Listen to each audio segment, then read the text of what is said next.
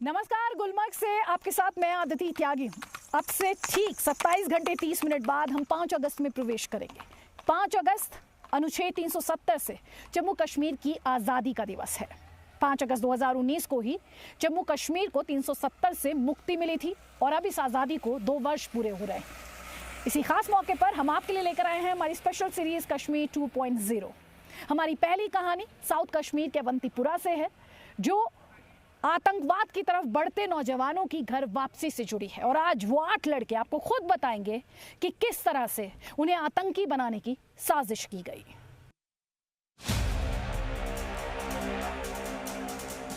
बाकी जो सारे गन उठा रहे हैं, इसमें क्या है? मिलिटेंट बनना चाहते हो। जम्मू कश्मीर में एक तरफ आतंक के खिलाफ ऑपरेशन ऑल आउट जारी है, तो दूसरी तरफ ये भी बहुत ज़रूरी और अहम हो जाता है कि नए आतंकी बनने से रोका जाए। और इस पर भी जम्मू कश्मीर पुलिस हो, आर्मी हो, सीआरपीएफ हो, इनका ध्यान, हमारे सुरक्षा बलों का ध्यान लगातार है। हमारे साथ कुछ ऐसे युवा हैं जो रास्ता भटक गए थे, क्योंकि लगातार जम्मू कश्मीर पुलिस की बात की जाए या आर्मी की बात की जाए, ऐसे ही भटके हुए युवाओं को रास्ता भटकाने का काम किसने किया, उस पर भी बात करेंगे। लेकिन ऐसे ही पोटेंशियल रिक्रूट्स जिन्हें कहा जाता है, अगर कहें तो ऐसे ही पोटेंशियल रिक्रूट्स को कैसे वापस मेन स्ट्रीम में लेकर आए हैं। किरदार नंबर 1, उम्र 18 साल। आपकी उम्र कितनी है? जी मैं अभी 18 है। किरदार नंबर 2, उम्र 15 साल। आपकी एज कितनी है? 15 इयर्स। किरदार नंबर 3, उम्र 16 साल। आपकी एज कितनी है? मैडम 60। किरदार नंबर 4, उम्र 16 साल। आपकी उम्र कितनी है? 16। किरदार नंबर 5, उम्र 20 साल।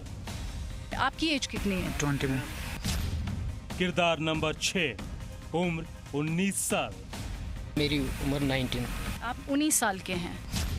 किरदार नंबर 7, उम्र 23 साल। आपकी एज कितनी है? जी मैम मेरी 23 है। किरदार नंबर 8, उम्र 24 साल। आपको किस तरीके से ब्रेन वॉश किया गया? सर मेरा ब्रेन वॉश नहीं हुआ, तो गलतफहमी से हम साउथ कश्मीर के अवंतीपोरा के ये वो 8 लड़के हैं जिन्हें आतंकवादी बनाने की साजिश रची गई थी।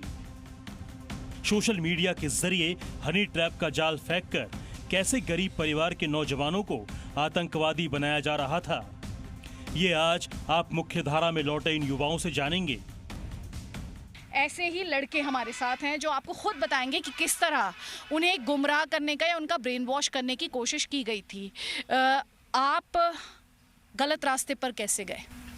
जी मैम, कश्मीर एक ऐसी मतलब स्टेट है जहाँ पे एनवायरनमेंट ही ऐसा है कि आप बचपन से ही देखो हर तरफ गन वगैरह ये वो एनकाउंटर सब कुछ होता है। तो एक तरफ से वो एनवायरनमेंट में जो होता है वो इंसान ले लेता है खुद पे। तो मैम उसी तरह हम भी इसी मतलब माहौल में जिए बड़े हुए। तो मैम उसी के साथ साथ मतलब फिर जहन में ये बात चली गई कि चलो हम भी देखते हैं कि मतलब बाकी जो सारे गन उठा रहे हैं, इसमें क्या है। तो हम भी उन्हीं के पीछे पीछे चले गए मैम। तो मतलब क्या हुआ आपके केस में? आप आतंकियों से बात करने लगे, या आपके दोस्तों ने किसी से आपको मिलाया, या फिर किस तरह से ये चीज़ आप तक पहुंची? जी मैम, दोस्तों के मैम हमारा एक फ्रेंड था, उसका मतलब इनके साथ कुछ था थोड़ा बहुत, तो उसी के ज़रिए से मैम हमारा उनके साथ थोड़ा सा हो गया। और इन्फॉर्मेशन दो, आपसे ये कहा जाता था? जी मैम। इन्फॉर्मेशन दो, आर्मी के बारे में इन्फॉर्मेशन दो, किसके बारे में? जी मैम, जो भी मतलब मूवमेंट होती है पुलिस की या आर्मी की, वो बताओ कहाँ से होती है, क्या होती है, बस वही सब। आपके साथ क्या हुआ था? कैसे लोगों ने ब्रेन वॉश किया आपका? मैम बस ऐसे ही सोशल मीडिया यूज़ कर रहा था मैं। बस ऐसे ही कुछ बंदों के साथ सोशल मीडिया पर किसी बंदे ने मैसेज किया, कुछ फ़ोटोज़ को लाइक कर रहा था। अच्छा जी मैम। तो आपने कुछ फोटोज लाइक किए? हाँ मैम। और उसके बाद उधर से मैसेज आया आपको? जी मैम। अच्छा, तो मैसेज में क्या कहा गया? आपको फ्रेंड रिक्वेस्ट भेजी? फ्रेंड रिक्वेस्ट भेजी। फिर कहा गया कि ऐसे ही मिलिटेंट बनना चाहते हो, क्या अच्छा लगता है। आतंकवाद से मुख्य धारा में लौटे इन लड़कों से बातचीत में अब तक 2 बड़ी बातें पता चली हैं। पहली ये कि तमाम आतंकी संगठन कश्मीर के युवा खासकर 15 साल से 20 साल के लड़कों को आतंकी बनाने की कोशिश में जुटे हैं। और दूसरी बड़ी बात, घाटी के नौजवानों को आतंकी बनाने की साजिश सबसे ज्यादा सोशल मीडिया के जरिए रची जा रही है।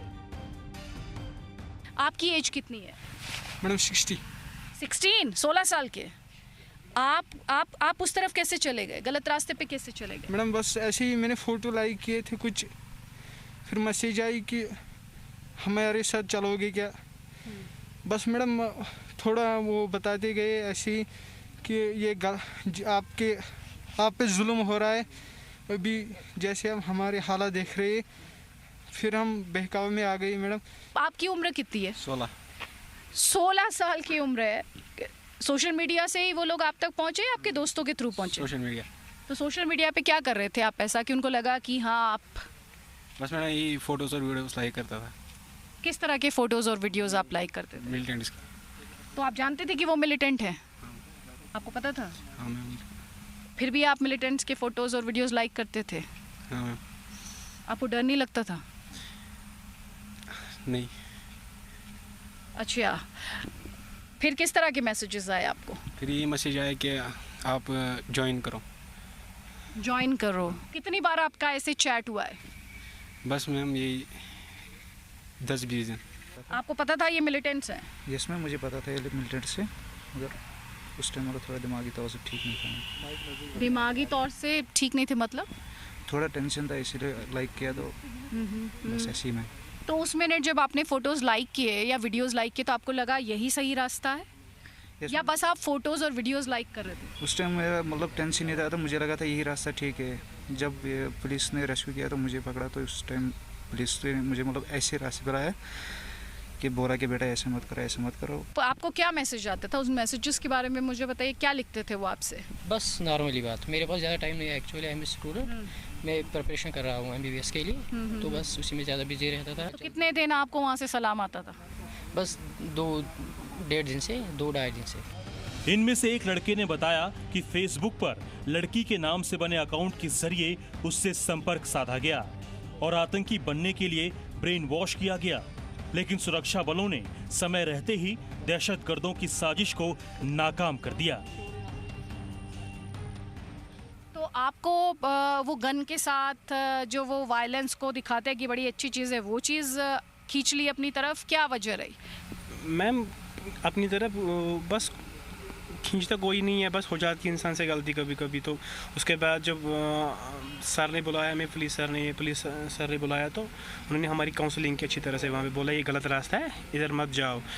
एक्चुअली जो होता है इंटरनेट पे जो होता है ट्रेस हो जाती है सब कुछ, आज सब कुछ हो जाता है ट्रेस। हमारे अकाउंट्स ट्रेस हो गए थे फेसबुक पे, तो वहीं पे लगा सर को कि ये गलत रास्ते पे जा रहे हैं। तो फिर उन्होंने बुलाया, काउंसलिंग की अच्छी तरह से, बोला ये गलत रास्ता है, इस पर मत जाओ, अपनी कैरियर की तरफ ध्यान दो और उसी पे कंसंट्रेट करो। तो आपके पेरेंट्स को भी बुलाया था? जी मैम, मेरे पेरेंट्स को भी बुलाया था उस दिन। तो फिर आपके पेरेंट्स ने भी आपको समझाया? उन्होंने पहली घर में ही समझाया था कि ये गलत रास्ता है, मत चलो इस पे। इन 8 में से सिर्फ एक लड़का ऐसा था जिसने बताया कि वो अपने भाई की वजह से आतंकवाद की तरफ बढ़ रहा था, क्योंकि उसका भाई भी एक आतंकवादी था और मुठभेड़ में मारा गया था। हालांकि अब वो मुख्य धारा में आकर खुश है। तो आप मिलिटेंट्स के साथ आपकी बातचीत होने लगी थी या दोस्त आपको मिला रहा था मिलिटेंट से, क्या था? नहीं सर, मेरा भाई था पहले, तो उसी की वजह से हम भी कोशिश करते। तो गुस्सा था आपके मन में भाई को लेकर? नहीं सर, गुस्सा नहीं था। तो उन लोगों ने आपसे कनेक्ट किया था, कांटेक्ट किया आपको? नहीं सर, कुछ नहीं किया। अभी आप खुश हैं? हाँ सर, खुश है। इस साल अब तक सिर्फ अवंतीपोरा में ही 9 लड़कों को आतंकवादी बनने से बचा लिया गया। पुलिस के मुताबिक साउथ कश्मीर में अब भी 41 नौजवान ऐसे हैं जिनका झुकाव आतंकवाद की तरफ है और उन पर पूरी नजर रखी जा रही है। और जहां तक सक्रिय आतंकवादियों का सवाल है, तो साउथ कश्मीर में 115 सक्रिय आतंकी हैं। इनमें सीमा पार से आए 24 आतंकवादी भी शामिल हैं। भटके हुए युवाओं को मुख्य धारा में वापस लाने के लिहाज से साउथ कश्मीर के DIG अब्दुल जब्बार ने भी अहम भूमिका निभाई है। जो इंटेलिजेंस ज़मीनी सतह पे उभर के आता है, उसमें हमें ये भी पता चलता है कि कौन सा लड़का जो है मोटिवेटेड है, टेररिज्म की तरफ ज्वाइन करने वाला है। तो उसमें हम कोशिश करते हैं, अगर हमें इंटेलिजेंस अच्छी हो और हम उस पर थोड़ा वर्कआउट करके आइडेंटिफाई कर लें, तो हम कोशिश करते हैं कि उस नौजवान को टेररिस्ट रैंक ज्वाइन करने से बचाएं। इस प्रयास में हमें कुछ सफलताएं भी मिली हैं। जैसे मैं इस साल की ही बात करूं तो अब तक साउथ कश्मीर में हम 41 ऐसे नौजवानों को, जिनको हम जानते हैं, जिनके बारे में हमारे पास पूरी इत्तला है कि अगर इन पे नज़र ना रखी जाए या इन पर कार्रवाई ना की जाए तो ये किसी न किसी टेररिस्ट आउटफिट को ज्वाइन कर ले, तो उनको हमने काउंसिल किया है। उसमें पुलिस की इनिशिएटिव है और उसमें जो है उनके फैमिली मेम्बर्स का भी एक तरह का इन्वॉल्वमेंट करते हैं, हम उनको शामिल रखते हैं उस प्रोसेस में, और उनको काउंसिल करने के बाद हम उसको असेस कर लेते हैं कि ये लड़का जो है इसकी जिम्मेदारी परिवार और समाज उठा सकता है। उसके बाद फिर हम उनको वापस मेन स्ट्रीम में उनके फैमिली के द्वारा वापस भेज देते हैं। भटके हुए युवाओं को मुख्य धारा में वापस लाने के लिए पूरे कश्मीर में अभियान चल रहा है और इस वजह से भी घाटी में नया आतंकी बनने की संख्या में कमी आई है। 2021 के पहले 6 महीने में कश्मीर के 69 लड़के आतंकी संगठन में शामिल हुए। वहीं साल 2020 के पहले 6 महीने में कश्मीर के 85 युवा आतंकवाद के जाल में फंस गए और वो पूरी तरह से आतंकवादी बन गए। इन सब के बीच एक सच ये भी है कि इस साल अगर 69 नए आतंकवादी बने तो 105 आतंकी मारे भी गए। टेररिस्ट रैंक के लिए एक सप्लाई चेन बनी हुई है, उसमें आइडियोलॉजिकल पुश है, उसमें फाइनेंशियल पुश है, उसमें और बाकी तरह के भी पुश फैक्टर्स हैं जो नौजवान को टेररिस्ट रैंक की तरफ धकेलते हैं। हम उस कोशिशों को नाकाम करने के लिए काम करते हैं। और भारतीय सुरक्षा बल के जवान आतंकवाद की तरफ युवाओं को ढकेलने की साजिश को कैसे नाकाम कर रहे हैं, इसका सबूत है अवंतीपोरा के इन 8 लड़कों की घर वापसी। 3 कैटेगरीज की बात हम कर रहे हैं। एक तो वो जिन्होंने गन नहीं उठाया, स्टेट के खिलाफ कुछ नहीं किया, उन्हें मेन स्ट्रीम में लाने की कोशिश। दूसरे वो जिन्होंने कुछ हल्के लेवल का काम किया, जिसकी सिवियरिटी ना के बराबर थी। तो जिन्होंने कुछ नहीं किया, जो सिर्फ भटक रहे हैं, पोटेंशियल रिक्रूट्स हैं, पता चल गया वक्त रहते जिनका, उन्हें तो काउंसलिंग के माध्यम से वापस लाया जाता है। जो थोड़े से जिनके क्राइम की सिवियरिटी थोड़ी कम होती है, उन्हें जो लॉ बुक कहती है उसके हिसाब से बुक किया जाता है। और तीसरा, जैसा कि मैंने पहले ही कहा, अगर आतंकी हैं और सरेंडर नहीं करेगा तो उसका एक ही इलाज है यहाँ पर सिक्योरिटी फोर्सेस के पास, वो है आतंक का सफाया, आतंकी का सफाया। कैमरा पर्सन विनायक के साथ अवंतीपुरा से आदिति त्यागी, जी मीडिया के लिए। हमारी अगली खबर में जम्मू कश्मीर के युवाओं और गांवों के लिए गुड न्यूज़ है और ये गुड न्यूज़ खुद जम्मू कश्मीर के मुख्य सचिव अरुण कुमार मेहता देंगे। कश्मीर 2.0 में देखिए मेरे सहयोगी अमित प्रकाश का ये खास संवाद जम्मू कश्मीर के मुख्य सचिव के साथ। आज हमारे साथ जम्मू कश्मीर के chief secretary doctor Arun Kumar Mehta ji हैं और हमने ये तय किया था, ये इंटरव्यू हम जब श्रीनगर लैंड किए उस दिन भी ये इंटरव्यू हम कर सकते थे, लेकिन हमने सोचा सबसे पहले हम अपनी ग्राउंड रिपोर्ट्स कर लेते हैं और उस ग्राउंड रिपोर्ट्स में जो जवाब हमें जनता के मिलेंगे और जो जनता के सवाल होंगे, जो होने के बाद जो बचा है वो क्या बचा है, उनकी शिकायतें क्या हैं, उनके कंसर्न्स क्या हैं, कहाँ से शुरू करना चाहेंगे? आप जहाँ से भी शुरू करना चाहेंगे। हमने सर कश्मीर 2.0 नाम रखा है अपनी सीरीज का, अपडेटेड वर्जन ऑफ कश्मीर। 2 साल 370 के हटाए जाने के बाद जो 2 साल में हुआ वो पिछले पता नहीं कितने वर्षों में आज तक नहीं हुआ। गांव जहां हम गए सर, उसके कंसर्न्स और खासतौर पे एलसी पे जो गांव हैं, उन गांवों में जो काम हुआ उसमें लगता है पिछले इतने दिनों से चीजें क्यों नहीं हुई थी और 2 साल में क्या इतना ज्यादा बदलाव आया कि वहां के लोग अब निकल के आपको बताने लगे हैं कि ये तो हो गया, इतना और चाहिए। पिछले 2 सालों में बहुत ही मूलभूत परिवर्तन आए हैं और उसको जानना मेरे ख्याल से दर्शकों के लिए भी एक इंटरेस्टिंग चीज़ होगी। पहली परिवर्तन जो आई है कि जो 3rd टियर गवर्नमेंट का होता है, यानी कि पंचायती राज सिस्टम, उसको इम्प्लीमेंट कर दिया गया है। इसका मतलब कि जो सरपंच हैं, पंच हैं, ब्लॉक डेवलपमेंट काउंसिल है और डिस्ट्रिक्ट डेवलपमेंट काउंसिल, उनके लोग आप चुने हुए हैं और आपको जान के अच्छा लगेगा कि जो डीडीसी को चुनाव हुए उसमें 50% ज़्यादा लोगों ने पार्टिसिपेट किया। फंड्स, फंक्शंस, फंक्शनरीज तीनों इन पर ट्रांसफ़र किए जा रहे हैं। ये जो अमाउंट है, जो धनराशि उपलब्ध कराई जाती है तो इस साल 12,600 करोड़ उनको उपलब्ध कराया गया, जो पिछले सालों से 2.5 गुना है। आप उस वक्त भी सर्व कर रहे थे और अब आप चीफ सेक्रेटरी हैं, क्या फ़र्क, एक मेजर फ़र्क आपको जो नज़र आता है? मैं दो चीज़ों को बोलूँगा मुख्य रूप से। एक तो ये कि जो रूल ऑफ लॉ है वो डेफिनेटली आज के दिन में बेहतर इम्प्लीमेंट हो रहा है, उसमें कोई शक की गुंजाइश ही नहीं है। रूल ऑफ लॉ का मतलब होता है कि जो कानून जिस तरह से इम्प्लीमेंट होना चाहिए वैसे इम्प्लीमेंट हो रहा है। तो मैं दो तीन चीज़ों के माध्यम से इसको आपको बताना चाहूँगा।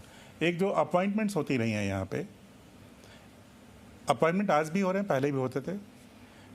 आज जो अपॉइंटमेंट हो रहा है उसमें कोई सिफारिश नहीं है, मेरिट बेस्ड है वो। आप JNK बैंक का एक एग्जांपल ले लीजिए। अभी 1500 बैंकिंग एसोसिएट और 350 POs अपॉइंट हुए। कोई भी आदमी ये नहीं बोल सकता है कि एक भी आदमी की कोई सिफारिश चली है वहाँ पे। बिल्कुल ट्रांसपेरेंट चुनाव सिलेक्शन हुआ और that is one yard stake. इसी तरह से अभी 8000 क्लास 4 की पोस्ट थी, तो उसमें रिटन एग्ज़ाम था, कोई सिफारिश नहीं। कोई भी चाहे वो कितना भी सीनियर हो, वो चाहे मैं भी चाहूँ तो मैं किसी की सिफारिश नहीं कर सकता हूँ। ये फ़र्क है। पहले बहुत सारे अपॉइंटमेंट हुए लेकिन किसी प्रोसेस के बगैर हुए, बहुत सारे। मैं ये नहीं बोल रहा कि सारे अपॉइंटमेंट्स बगैर प्रोसेस के हुए, लेकिन बहुत सारे अपॉइंटमेंट्स बिना किसी प्रोसेस के हुए। बिना प्रोसेस का मतलब बैकडोर अपॉइंटमेंट। तो बैकडोर अपॉइंटमेंट की कोई व्यवस्था हमारे कॉन्स्टिट्यूशन में नहीं है। एक्चुअली बहुत सारे जजमेंट्स है सुप्रीम कोर्ट के कि दिस आर इलीगल। पहले बैकडोर अपॉइंटमेंट्स की ऑलमोस्ट एक कल्चर बन गई थी कि जो भी अपॉइंटमेंट होने हैं बैकडोर होने हैं, और मेरिट को, और उसकी वजह से यूथ में एक बहुत डिसअपॉइंटमेंट क्रिएट होती है कि अगर आप में मेरिट है और आपको इग्नोर किया जाता है तो आपको बुरा लगता है। लेकिन आज के दिन में कोई भी यूथ है वो एश्योर्ड है कि उसकी सिलेक्शन होगी तो मेरिट पे होगी और मेरिट के अलावा किसी कंसिडरेशन पे नहीं होगी। ये एक बहुत फंडामेंटल फ़र्क है। और दूसरी जो चीज़ है, जो कि थर्ड टियर का जो इंस्टीट्यूशन है पंचायती राज सिस्टम का, जो बहुत दिनों से नहीं आया था, वो अब आज है। थर्ड मैं बोलूँगा ट्रांसपेरेंसी, पहले के कंपैरिजन में ये चॉक एंड चीज़ है। वो पहले ट्रांसपेरेंसी थी नहीं। अगर आप चाहें आज के दिन में ये पता करना कि 2018-19 से पहले कितने काम थे, कितने हुए, कितने नहीं हुए, आपको कोई रिकॉर्ड नहीं मिलेगा। कोई रिकॉर्ड नहीं मिलेगा। लेकिन आज के दिन में आपको रिकॉर्ड ही नहीं मिलेगा, बल्कि सारा कुछ वेबसाइट पे आप फोटोग्राफ समेत देख सकते हो। पहले के दौर में सर ऑनलाइन ऑफलाइन कोई रिकॉर्ड नहीं, कुछ भी नहीं। ऑफलाइन रिकॉर्ड कभी पब्लिश नहीं हुआ इस तरह से। पब्लिक डोमेन में आया नहीं। आज सब कुछ पब्लिक डोमेन में है। तो ये फ़र्क है कि रूल ऑफ लॉ इस्टेब्लिश हुआ, third tier of democracy establish हुआ, ट्रांसपेरेंसी आई और अकाउंटेबिलिटी आई। आप जिक्र कर रहे थे सर अपने उस टेन्योर का जब आप पहले भी यहाँ थे और पोस्ट 370 भी यहाँ है। 2 साल पहले जब पॉलिटिकल सिस्टम था यहाँ, चुन के सरकार आती थी और उस वक्त जो काम होता था, उस काम में और इस काम में चूँकि आपने वो फ़र्क देखा होगा, महसूस किया होगा, चाहे कॉन्ट्रैक्ट असाइन करने की बात हो, यूथ इंगेजमेंट प्रोग्राम्स हों, सरकारी टेंडर्स हों, या और भी स्टेट के लिए जो काम होते थे, उस वक्त कैसे होते थे और 2 साल पहले कैसे होते थे और अब कैसे होते हैं, उसका एक फ़र्क। पहले लार्जली, मैं ये नहीं कह रहा हूँ कि हर एक काम में ऐसा होता था, लार्जली ना तो टेंडर होता था, ना तो कोई एडमिनिस्ट्रेटिव अप्रूवल होती थी, ना तो कोई टेक्निकल सैंक्शन होती थी, बस काम शुरू कर दिए जाते थे। तो एक अजीब सा सिचुएशन था कि काम शुरू हो गया और कंप्लीट होने का पता ही नहीं है, और कितने पैसे पे कंप्लीट करना है, किसको देना है, बगैर टेंडर क्या है, प्राइस डिस्कवरी है। अगर आप एस्टिमेट, आप जो करते हो एस्टिमेट करते हो, एक्चुअली मार्केट प्राइस उसकी अलग हो सकती है। तो मान लीजिए 100 रुपये की आपने एस्टिमेट किया, मार्केट प्राइस 50 रुपये है और आप टेंडरिंग नहीं करते हो, तो आप तो उसको किसी दूसरे रेट पे इम्प्लीमेंट कर रहे हो। तो टेंडरिंग अब होगी, पहले बहुत हद तक नहीं थी, ऑलमोस्ट ना के बराबर थी जी। और वो तो फ़र्क है ही। आर्बिट्रेरीनेस थी कि हम किसको देंगे, आज के दिन में डिज़र्व करता है उसको मिलता है। पहले क्या होता और पहले नॉमिनेशन बेसिस था, आपने किसी को नॉमिनेट कर दिया। मुझे बताने में बहुत खुशी हो चुकी, गांव की बात कर रहे थे आप और बॉर्डर के गांव की बात कर रहे थे। इस साल जो हमारा प्लान है, उस प्लान के मोर देन 80% काम इसी साल पूरे कर दिए जाएंगे। They will not going to next year, 2021 में, 2021-22 में ही कंप्लीट कर देंगे फाइनेंशियल ईयर में। तो प्लान करने का तरीका बदल गया है, अकाउंटेबिलिटी बदल गई है, पारदर्शिता बदल गई है, 100% वेरिफिकेशन है और कोई बात छुपाई नहीं जा रही है।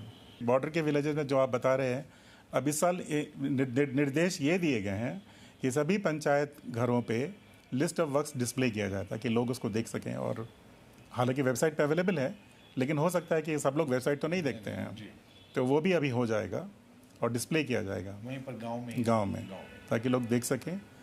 ये बताने में भी बहुत अच्छा लगता है कि 100% इलेक्ट्रिफिकेशन का काम पूरा कर लिया गया है। इस साल हम लोग 8000 किलोमीटर के आसपास मैकेडेमाइज करेंगे, सड़कों की व्यवस्था करेंगे, पॉट होल फ्री रोड्स की व्यवस्था हो रही है। इस साल के अंत के पहले हर एक पंचायत में एक प्ले फील्ड होगा, हर एक पंचायत में एक यूथ क्लब होगा, और यूथ के लिए चाहे वो जिसके बोथ लेडीज़ एंड जेंटलमैन, उनके लिए sky is the limit, what ever the need will be done. इस राज्य को इन्होंने बहुत लंबे समय तक सर्व किया है। यूथ जो दूसरी तरफ मुड़ा सर, उसका कारण ये था कि कॉन्फिडेंस, फ्रस्ट्रेशन में थे कि हमारे अंदर मेरिट है और फिर भी हम आगे नहीं बढ़ पाते हैं, तो उन्होंने कोई रास्ता दूसरा चुन लिया जो दौर गुजरा है 2 साल पहले तक। ये एक बड़ा कारण था। यूथ के लिए जो एलजी साहब की गाइडेंस में जो इस वक्त काम हो रहा है, मेरे ख्याल से ये हिस्टोरिकल है। बैक टू विलेज एक प्रोग्राम हमारा होता है और एक माई टाउन माई प्राइड भी होता है। पिछले साल हम लोगों ने ये बोला कि हर एक पंचायत में कम से कम 2 यूथ को आइडेंटिफाई करेंगे और उनको हम सेल्फ एम्प्लॉयमेंट के लिए धनराशि उपलब्ध कराएंगे। सरकार और जो सिस्टम यहाँ रहा है उसका अपना एक स्वार्थ था, सरकारें चलाने का स्वार्थ था, सिस्टम में बने रहने का, यहाँ पे अपनी लीडरशिप को बनाए रखने का एक स्वार्थ था। लेकिन जो मुझे समझ में आया, और सर के इंटरव्यू में जो चीज़ें मुझे समझ में आई, कि जब लोग निकल के पूछने लगे, जब लोग निकल के आपसे बात करने लगे, जब अपने घरों से निकल के लोग मांगने लगे कि इतना तो हो गया है, कुछ और चाहिए, वो भी पूरा कर दीजिए, ये एक शुभ संकेत हम मानते हैं। क्योंकि जब डायलॉग ना हो, जब संवादहीनता हो, और एक लंबे वक्त के बाद आप संवाद से जुड़े, जनता संवाद से जुड़े सरकार के साथ, तो ये इस राज्य के भविष्य के लिए एक अच्छा संकेत है। इस खास पेशकश में इतना ही। अमित प्रकाश, नमस्कार।